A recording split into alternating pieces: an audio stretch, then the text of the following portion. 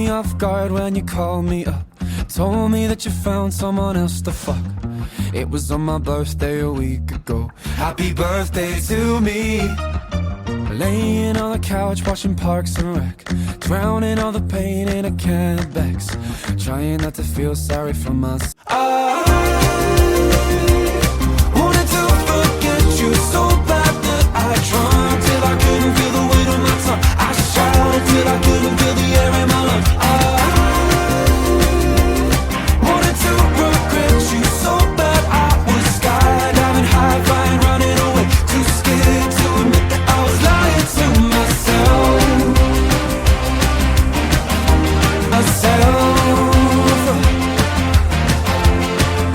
Lying to myself. Dancing on the edge of a heart attack.